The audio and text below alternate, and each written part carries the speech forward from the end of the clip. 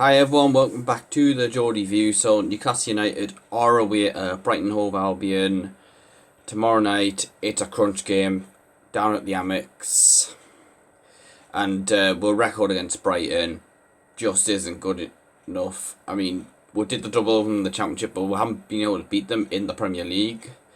I think we lost a couple of FA Cup ties there under Alan Pardew, and then since we both came up together, I think we've scored one goal against them in the Premier League. That was Perez in towards the end of Rafa's last season at the club. But this is a massive game, and if we lose this game, it could be the end for Steve Bruce, in my opinion. I mean, he should be gone, but if we're in the bottom three, surely I get the feeling with this international break, the board will act. I mean, it might be, too late, a bit like in 2016, but acting too late is better than never, because at least then, you can have a bit of hope for the following season. Chris Wilder could potentially be available because he's just left Sheffield United. Maybe an Eddie Howe. I mean, I'm at the point where even Mark Hughes on a short-term basis would be better than Steve Bruce. But, looking at the last games for both sides, Newcastle drew 1-1 against Aston Villa. Villa took the lead. Unfortunate own goal from Kieran Clark, but then Jamal Lascelles saved for Bacon at the end. Brighton, on the other hand, beat Southampton 2-1 to go above us in the table, and that is pretty worrying. But I am hoping Brighton didn't actually have a good record against Southampton till last weekend. I'm hoping maybe that can be a good omen for us. But looking at the table, we could be in the bottom three by the time this game kicks off. Fulham play Leeds tonight, and if they win, they're above us, and then we'll have to win because of the goal difference if we're going to jump out of the bottom three. I've taken Burnley out this for now because they're 7 points ahead. But what I will say is, if we do win this game, then I think it's 2 points behind Burnley with, we'll both play the same amount of games right now. Ourselves and Brighton have the game in hand on them. But I've not included Burnley because it looks like they're going to stay up unless they're going like a ridiculously bad run. Now, team news for Brighton. They've got Lamptey out. I think it might be out for the season. Correct us if I'm wrong. But that's definitely good news for us because he destroyed us up at St James's Park. Adam Webster's out.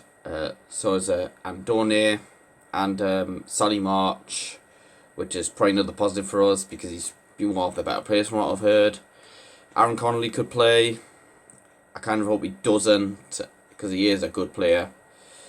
And him and Dan Burn are both 75%. But then again, there is the possibility that Graham Potter might not want to rush them back. As for us, we've still got Wilson, so Maximin out, but hopefully this will be the last game where they're not playing. I think this international break is going to come at a good time for us. Obviously, we've got Cher out. Miguel Almiron is 50%, 50-50. I think he'll be on the bench. I wouldn't be starting him because chances are if you start him, he'll come off injured, and then we're having to go to Steve Bruce, even if we win the game, saying, why did you start him and rush him back? But I'm thinking, on the bench, he might come on last 15 minutes. But then, again, Elliot Anderson, and congratulations to him, by the way, on winning the under-19 call-up. Shame it's just a training camp. He has not played for the reserves today against Norwich, so maybe that's a sign that he'll be in the squad, and maybe still waiting for Almiron to be fully fit. But I think what will help us is that the South American qualifiers have been called off for this month because of the potential quarantine issues. So players to look out for from Brighton. First up, Adam Lallana, who is a pretty good player despite his injury problems. Then Pascal Gross, another good midfielder, similar with Bissouma, who's been good this season. Aaron Connolly, if he plays, As I mentioned, he is a good young talent. Trossard is quite a skillful player. And then also, I don't really usually pick out defenders, but Lewis Dunk on set pieces. And while Brighton's strengths is attacking set pieces, and he is brilliant at that, so we've got to watch out for him. Looking at their strengths, as I mentioned, attacking set pieces, but also winning the ball back from the opposition and creating chances. But one of the biggest weaknesses, one of the things that's really let them down this season and why they're in this relegation battle, their inability to finish chances. Also protecting the lead and aerial duels. But as for the style, really it's just a case to take a lot of shots. I mean, there's not really much that WhoScored.com put on. But I'm going to get into the 11 that I'd like to go with. I can't see Steve Bruce changing up the formation. But he needs to go 4-2-3-1. In goal, I'm going to go with Martin Dubravka. Just a no-brainer. Right back, Javier Manquillo's got to surely start now. Kraft's not been performing. And Manquillo, if he came on against Aston Villa, surely that means he needs to start this game. Kraft I'd look to get rid of at the end of the season. At the two centre-backs, first up, Jamal Lascelles, the captain, who obviously saved with Bacon against Aston Villa. And then alongside him, Kieran Clark, despite the own goal, he still deserves to keep his place. At left back, it'll be Paul Dummett again. He had a good game he's been good last couple of games. But as I mentioned, Jamal Lewis, you could bring him off the bench. Poor creativity, we are struggling down the left-hand side. Right, in the centre of midfield, obviously Isaac Hayden, first name of the team sheet in that position. And alongside him, had a bit of a think about this one.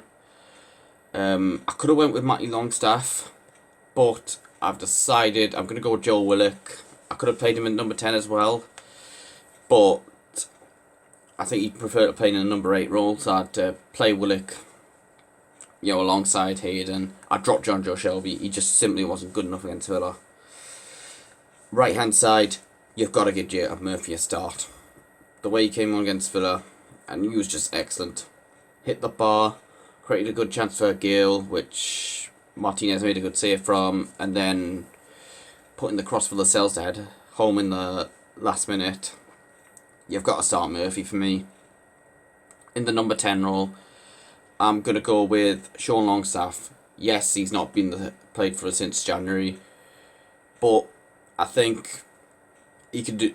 But I think he'd be a good option for this game if Willock wants to play number 8, and then Longstaff, Sean number 10 role. It's worked for him. Bournemouth last season. Oxford in the cup.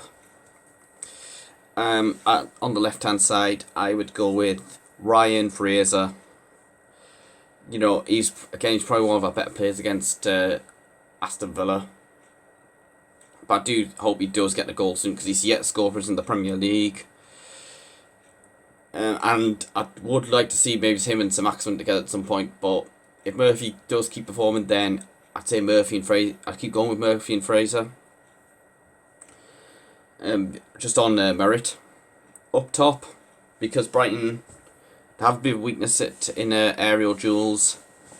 But I think Dwight Gale, they'd probably deal with him. So I think, because of that, I'm going to go with Andy Carroll. Not Joe Linton, just wasn't good enough. It's just decision making that's really letting him down recently. And I just think Andy Carroll be good for this game.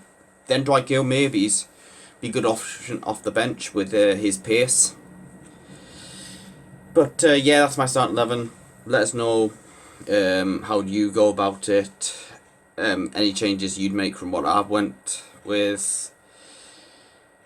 In terms of the score prediction, I'm actually going to go for another 0-0 draw at the Amex. So I think it'd be, the 4th 0-0 draw we've had against them, if it does happen.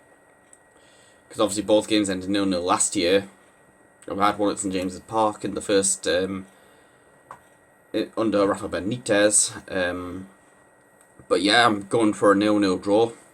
Really, I've actually went for draws in all the Premier League games this weekend. There's only about 4 because of the FA Cup.